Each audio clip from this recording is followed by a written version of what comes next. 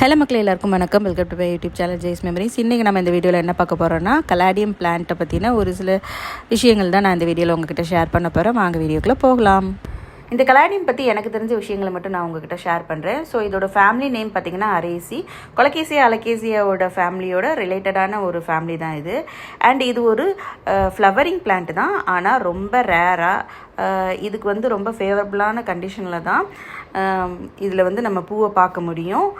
So இப்போ நான் இந்த இமேஜஸ் அண்ட் வீடியோஸில் காட்டுற கலாடியம்ஸ் எல்லாமே என்னோடய வீட்டில் வளர்த்தது தான். ஸோ என்னோடய வீட்டில் ஒரு 2 கலாடியம் செடியில் பார்த்திங்கன்னா பூ வந்திருந்தது. இந்த ஃப்ளவர்ஸ் பார்த்திங்கன்னா அவ்வளோ அட்ராக்டிவாக இருக்காது அண்ட் இதுக்குன்னு ஒரு ஃப்ராக்ரன்ஸும் கிடையாது. இந்த கலாடியம் பிளான்ட்டோட ஸ்பெஷாலிட்டி என்னென்னு பார்த்தீங்கன்னா இதோட பிரைட் கலர்ட் லீவ்ஸ் தான். ஸோ இதோட லீவ்ஸே பார்த்திங்கன்னா ரொம்ப கலர்ஃபுல்லாக இருக்கிறதுனால பெருசாக நம்ம வந்து ஃப்ளவர்ஸை வந்து இந்த செடியில் வந்து எதிர்பார்க்குறது கிடையாது. அண்ட் இந்த செடியில் வந்து ஃப்ளவர்ஸ் வரும் அப்படிங்கிறதே நிறைய பேருக்கு, இது ஒரு ஃப்ளவரிங் பிளான்ட் அப்படிங்கிறதே நிறைய பேருக்கு தெரியாது. எனக்கு பிடிச்ச ஆர்னமெண்டல் குரோட்டன் லிஸ்ட்டில் பார்த்தீங்கன்னா ஃபஸ்ட்டு இருக்கிறது இந்த கலாடியம் பிளான்ட் தான். ஏன்னா இதுக்கு வந்து மெயின்டெனன்ஸ் ரொம்ப ரொம்ப கம்மி. நல்ல ஒரு சன்லைட்டும் அப்புறம் லூஸான சாயில் இருந்தால் போதும். இயர்லி ட்வைஸ் மட்டும் இதுக்கு ஃபர்டிலைசர் தேவைப்படும். ஃபர்டிலைசர் அப்படின்னு பார்த்தீங்கன்னா நீங்கள் வந்து இந்த செடிகளை தொட்டியில் வச்சுருந்தீங்க அப்படின்னா வருஷத்துக்கு 2 to 3 டைம் வேர்மி கம்போஸ்ட், அதாவது மண்புழு உரம் கொடுக்கலாம்.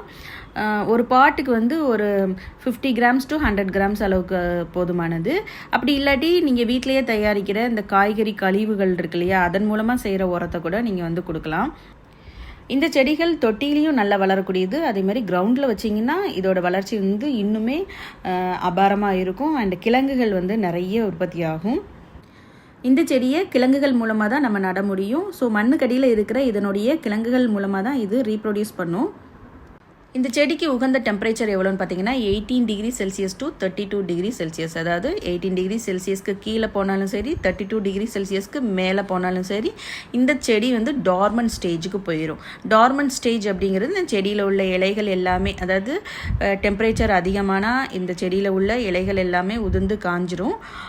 ஆனால் இதோட கிழங்குகள் எல்லாமே லைவாக மண்ணுக்குள்ளே இருக்கும். அதுக்கப்புறம் அதோட ஃபேவரபிள் டெம்பரேச்சர் வந்ததுக்கப்புறம், அதுக்கு உகந்த டெம்பரேச்சர் வந்ததுக்கப்புறம் மறுபடியும் துளிர் விட்டு அந்த கிழங்குகள்ல இருந்து துளிர் வர ஆரம்பிக்கும். செடி வந்து மறுபடியும் செழிப்பாக வளர ஆரம்பிக்கும். ஸோ இந்தியாவை பொறுத்த வரைக்கும் இதுக்கு ஃபேவரபுளான வெதர் பார்த்திங்கன்னா ஆகஸ்டில் தொடங்கி மார்ச் வரைக்கும் இதுக்கு வந்து ஃபேவரபுளான வெதராக இருக்கும். அதுக்கப்புறம் ஏப்ரல், மே, ஜூன் இந்த 3 மாதங்கள்லையும் பார்த்திங்கன்னா நம்மளுக்கு வந்து அதிகப்படியான டெம்பரேச்சர் இருக்கிறதுனால இது வந்து டார்மண்ட் ஸ்டேஜுக்கு போயிடும். தென் அகெயின் ஜூலை, ஆகஸ்டில் இது மறுபடியும் துளிர் விட்டு வளர ஆரம்பிக்கும். ஸோ சம்மர் வந்ததும் இந்த செடியை பார்த்துட்டு நீங்கள் என்னடா செடி எல்லாம் பட்டு போச்சு, வீணாக போயிடுச்சுன்னு நினச்சி டிஸ்கார்ட் பண்ணிடாதீங்க. வெயிட் பண்ணுங்கள். இது கண்டிப்பாக சம்மர் முடிஞ்சதுக்கப்புறம் துளிர் விட ஆரம்பிக்கும். இந்த செடி பார்த்திங்கன்னா சம்மரில் வந்து டார்மெண்ட்டாக தான் இருந்தது.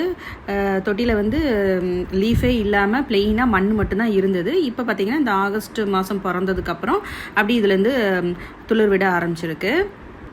இதுக்கப்புறம் இன்னுமே நிறைய இதில் லீவ்ஸ் வந்து இந்த பக்கத்தில் இருக்கலாம் இந்த செடி மாதிரி வந்துடும். இது வந்து கொஞ்சம் அதோட கொஞ்சம் ஃபாஸ்ட்டாகவே வளர்ந்துட்டு இதுவுமே சம்மரில் வந்து டார்மெண்ட்டாக தான் இருந்துச்சு. இப்போ தான் இவ்வளோ லீவ்ஸ் வந்துருக்குது. இந்த செடிகள் பார்த்திங்கன்னா டைரக்ட் சன்லைட்டை விட ஷேடில் வந்து நல்லா வளரக்கூடியது. அதாவது பார்ஷியல் சன்லைட் அதுக்கு வந்து தேவைப்படும். ஒரு நாளைக்கு ஒரு 4 hours மட்டும் டைரக்ட் சன்லைட்டில் இருக்கணும். அதுக்கு மேலே டைரக்ட் சன்லைட்டில் இருந்துச்சு அப்படின்னா இது வந்து தாங்காது. அதேமாதிரி நீங்கள் இதை வந்து கிரவுண்டில் வைக்கிறப்போ ஏதாவது ஒரு மரங்களோட நிழலுக்கு அடியில் வச்சுருந்தீங்க அப்படின்னா நல்லா செழிப்பாக இருக்கும்.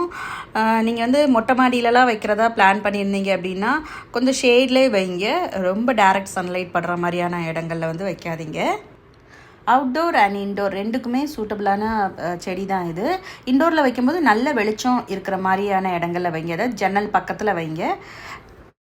அப்புறம் இந்த கலாடியம் பிளான்ட்ஸ் வந்து அமிலத்தன்மை உள்ள மண்ணில் நல்லா வளரும் அப்படின்றாங்க. ஆனால் என்னோடய எக்ஸ்பீரியன்ஸில் இது வந்து ஆல்கலைன் சாயிலில், அதாவது காரத்தன்மை உள்ள மண்ணில் வந்து நல்லாவே வளருது.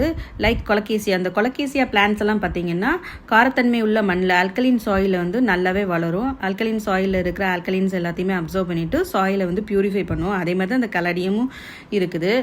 ஸோ நீங்கள் இந்த கொலகேசியா, கலாடியம் இதெல்லாம் வந்து பாத்ரூம்லேருந்து வெளியாகிற டிட்டர்ஜென்ட் வாட்டர் இருக்கு இல்லையா, அந்த தண்ணி வெளியாகிற இடத்துல நீங்கள் வந்து இந்த செடிகளை வச்சிங்க அப்படின்னா அந்த டிட்டர்ஜென்ட் வாட்டரில் இருக்கிற ஆல்கலின்ஸ் எல்லாத்தையுமே அப்சர்வ் பண்ணி தண்ணியை வந்து ஃபில்டர் பண்ணி பூமிக்கடியில் விடும். அது ஸோ எங்கள் வீட்டில் பார்த்திங்கன்னா குளிக்கிற பாத்ரூமில் அந்த டிட்டர்ஜென்ட் வாட்டர் எல்லாத்தையுமே இங்கே தான் நாங்கள் வந்து திருப்பி விட்டுருக்கோம். இந்த செடிகள் இருக்கிற இடத்துக்கு தான் நாங்கள் திருப்பி விட்டுருக்கோம். இதில் எவ்வளோ செழிப்பாக வளர்ந்துருக்கு பாருங்கள். ஸோ ட்ரைனேஜ் சிஸ்டம் இல்லாத இடங்களில் வந்து நீங்கள் வந்து இந்த மாதிரி பாத்ரூம்லேருந்து வெளியாகிற தண்ணியை வந்து இந்த செடிக்கு போகிற மாதிரி வச்சிங்க அப்படின்னா இது வந்து தண்ணியை ஃபில்டர் பண்ணி பூமிக்கு அடியில் விட்டுரும்.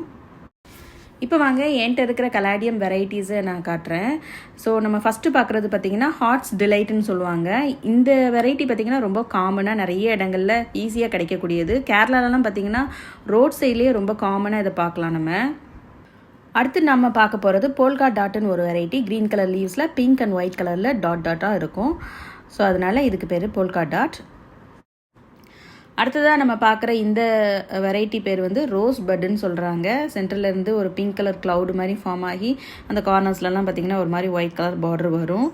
ஸோ இது பார்த்திங்கன்னா இதோட ஃபேவரபிள் கண்டிஷனில் சம்டைம்ஸ் ரொம்ப ரேராக பார்த்திங்கன்னா ஃபுல் பிங்க் கலரில் சேஞ்ச் ஆகும். அது பார்க்குறதுக்கு ரொம்ப அழகாக இருக்கும். எங்கள் வீட்டில் ஒரு தடவை அந்த மாதிரி வந்திருந்தது. பாருங்கள் எப்படி இருக்குன்னு. ஃபுல்லாக பிங்காக மாதிரி அந்த கார்னர் மட்டும் க்ரீன் கலர் இருந்தது. அடுத்ததாக நம்ம பார்க்க போகிற வெரைட்டியோட நேம் பார்த்திங்கன்னா பை கலர். இந்த லீஃபில் பார்த்திங்கன்னா பிங்க் கலரில் வெயின்ஸ் வரும். அதுக்கப்புறம் ரோஸ் பட்டுக்கும் இதுக்கும் என்ன டிஃப்ரென்ஸ்னால் ரோஸ் பட்டில் வந்து சென்டரில் பெரிய பிங்க் கலர் க்ளவுட் இருக்கும். இதில் பார்த்திங்கன்னா அங்கங்கே குட்டி குட்டியாக பிங்க் கலர் க்ளவுட்ஸ் இருக்கிற மாதிரி இதோட பேட்டர்ன் வந்து அமைஞ்சிருக்கு. அடுத்து நம்ம பார்க்க போகிற இந்த வெரைட்டியோட நேம் போஸ்ட்மேன் ஜாயினர். இது பார்த்திங்கன்னா க்ரீன் கலர் லீவ்ஸில் பிங்க் கலர் டார்க் பிங்க் கலரில் வெயின்ஸ் வந்துருக்கும். அண்ட் சென்டரில் பார்த்திங்கன்னா டார்க் பிங்க் கலரில் ரொம்பவே அழகாக இருக்கும் இந்த லீவ்ஸ் பார்க்குறதுக்கு. என்னோட one of the favourite caladium variety இது. ஸோ அவ்வளோதான் மக்களே, இப்போதைக்கு என்கிட்ட இந்த 5 வெரைட்டிஸ் ஆஃப் கலாடியம்ஸ் தான் இருக்குது. சின்ன வயசில் ஒயிட் குயின் ஒயிட் ஃபாரஸ்ட்லாம் வச்சுருந்தேன். இப்போ அதெல்லாம் இல்லை. ஆஃப்டர் மேரேஜ் வீட்டில் வந்து அதை பராமரிக்காமல் அதெல்லாம் ஸ்பாயில் ஆகிடுச்சு. ஸோ நான் காமிச்ச கலாடியம்ஸில் எதெல்லாம் உங்களுக்கு பிடிச்சிருக்குன்னு சொல்லுங்கள். வீடியோ பிடிச்சிருந்துச்சுன்னா இந்த வீடியோக்கு ஒரு லைக் கொடுங்க. சப்ஸ்கிரைப் பண்ணாதவங்க சப்ஸ்கிரைப் பண்ணிட்டு பாருங்கள். தேங்க்ஸ் ஃபார் வாட்சிங்.